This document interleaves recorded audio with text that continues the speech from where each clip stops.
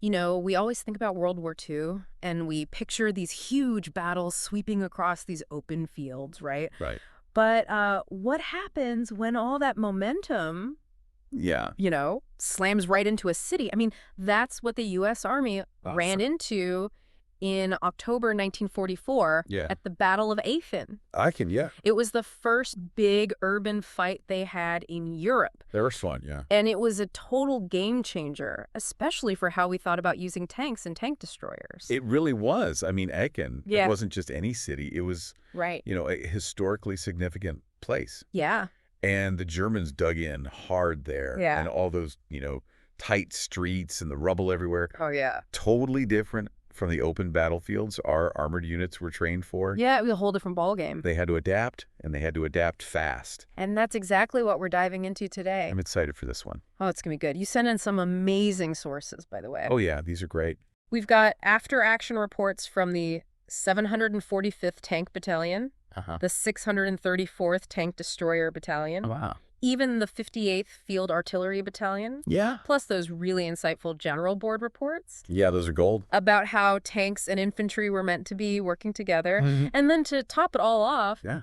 we've got Lieutenant Colonel Daryl M. Daniels' account Oh, wow. called The Capture of Aachen. Can't beat a first-hand perspective. No, you can't. And I know you were particularly curious about how U.S. tank and tank destroyer doctrine was Yeah. really put to the test and Yeah. how it had to change because of this brutal reality of fighting in a city like Aachen. Yeah. How did they adapt?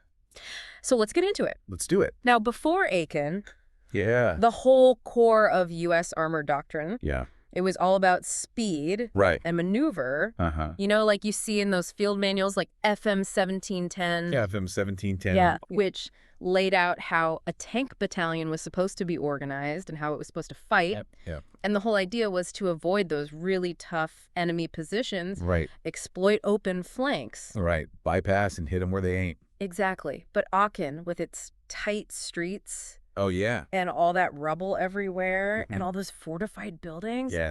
it just shut down those advantages completely. It really did. It was like trying to race a car in a maze. Exactly. Or like trying to outrun a boxer in a phone booth. A phone booth. I love that analogy. It's tight quarters. It is. And that general board report you sent, Yeah. it really nails this point. It Right. talks about these corridors of fire Yeah. and all the frequent dead space, those wide avenues. Yeah? They become death traps. Yeah. Totally exposed. And you're getting shot at from every direction. Every window, every doorway.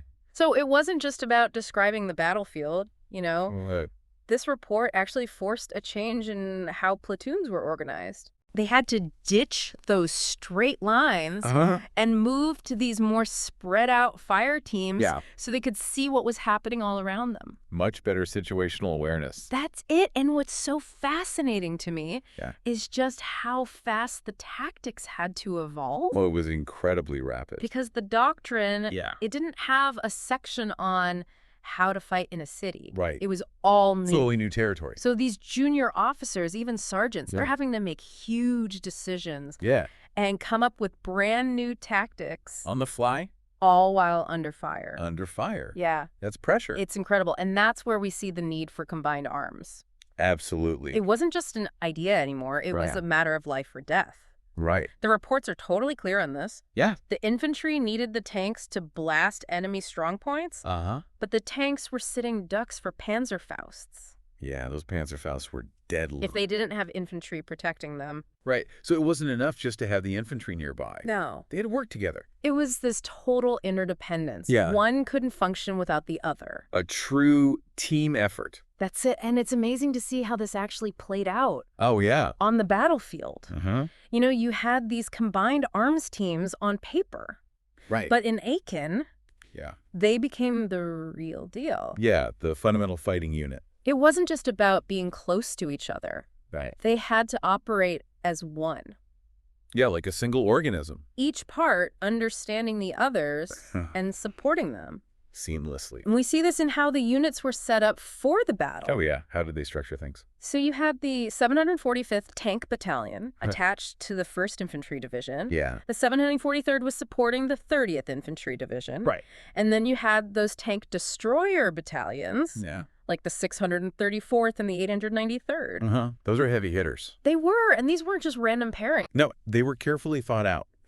Platoons of tanks, or TDs, were put right into infantry companies. Right in the mix. And to take it even further, even at the company level, they had engineers with flamethrowers and demolitions, so they could tackle those urban fortifications. Right. They needed those specialized tools. They did. They needed the right tools for the job. Absolutely. And it wasn't just about having all these different units there. It was about how they used them. It was about the tactics. Daniel's account from the 2nd Battalion 26th Infantry, it really shows this.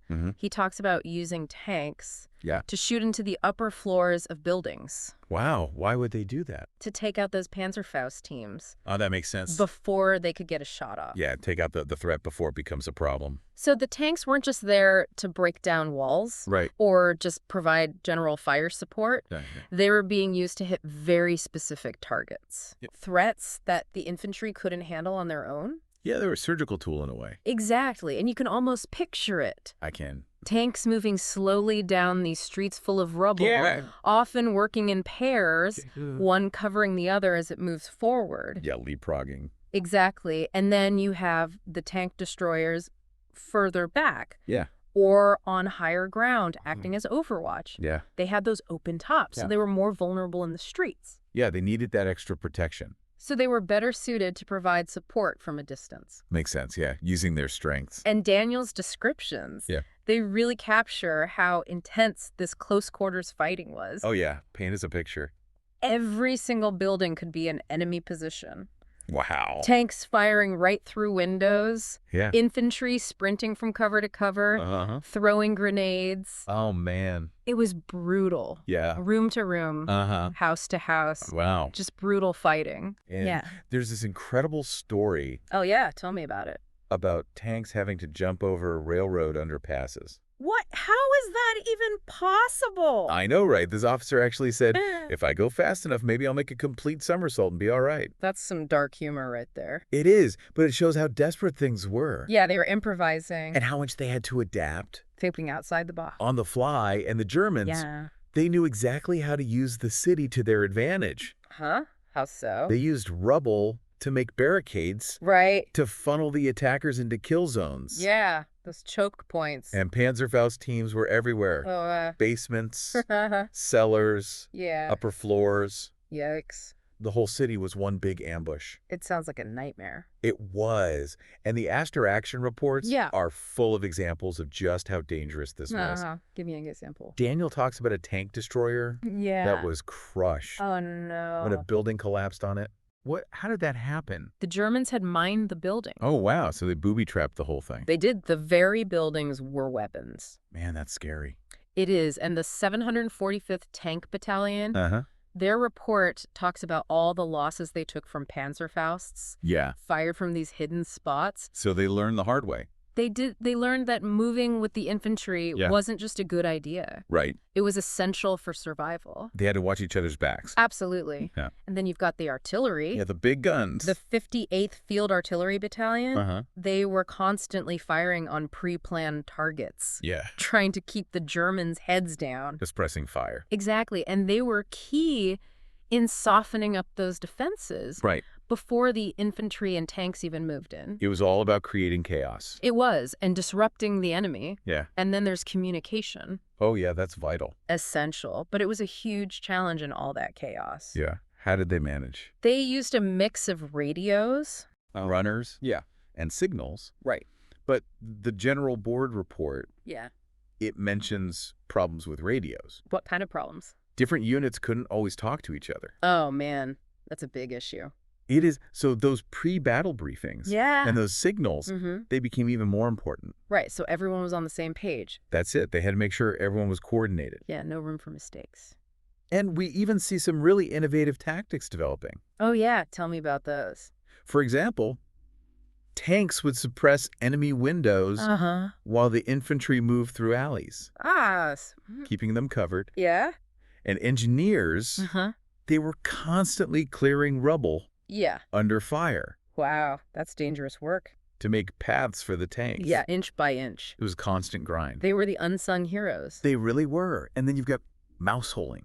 Mouse holing? What's that? This is where they blast holes through walls of buildings? Yeah. So they could move from building to building I see. without being exposed in the street. That's brilliant. It was a really clever way to stay out of those kill zones. Yeah, minimizing exposure. That's it. And then the use of flamethrowers and satchel charges against bunkers and those fortified basements really shows how they needed specialized tools. Yeah, sometimes you got to fight fire with fire. To deal with these really dug-in enemy positions. You got it. And there's this amazing story. Oh, yeah. I love these stories. About a 155 millimeter self-propelled gun. One of those big boys. They used it as a direct fire weapon. What against what? Against a pillbox. A pillbox. Wow, that's overkill. It is. And Daniel says that the German commander called it barbarous. Barbarous.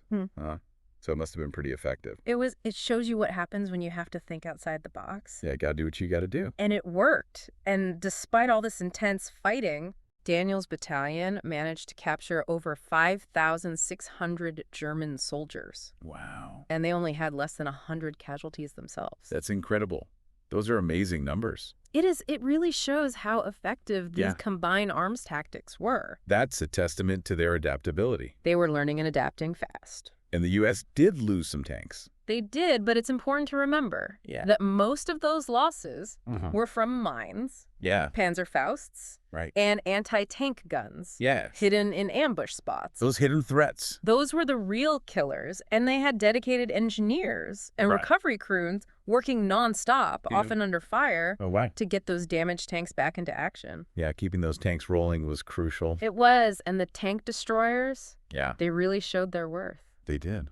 But they had to be used the right way. They had that thin armor and open tops, so they were vulnerable in the streets.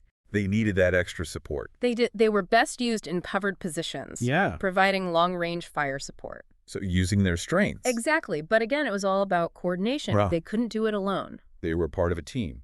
So Aachen, this brutal urban battle, it really changed everything. How so? It wasn't just about taking an important city. It set the stage for all future U.S. urban fighting. Yeah, the lessons learned here would be applied elsewhere. In World War II and beyond, it forced the U.S. Army to move beyond just the idea of combined arms. They had to fully integrate tanks, tank destroyers, engineers, infantry. Yeah, down to the smallest units? Exactly, at the tactical level. And those lessons were hard-won. They were paid for in blood. Yeah. But they proved invaluable as the war went on. They did. Aachen was a turning point. It was. And the General Board's conclusion really sums it up. What'd they say? Urban combat must begin with decentralized, mutually supporting combined arms teams. Wow, that's a mouthful, but it's true. It's a powerful statement that reflects everything they learned in Aachen. It really does. So Aachen showed us that even in the toughest urban environments, tanks were still essential. They were still the backbone. But they could only be effective as part of a team. As part of a well-coordinated team. And they had to have that support from the other arms. Absolutely. It was all about teamwork. It's amazing to see how what started as a doctrinal mismatch, you know, those preconceived ideas about how to fight clashing with the reality of Aachen, it led to this period of rapid adaptation and real innovation. Right there on the battlefield. These units had to learn to fight together, to support each other, and to overcome a really tough enemy. In a really tough environment. In a really complex urban environment. It's fascinating. It is. And remember, you were interested in these sources.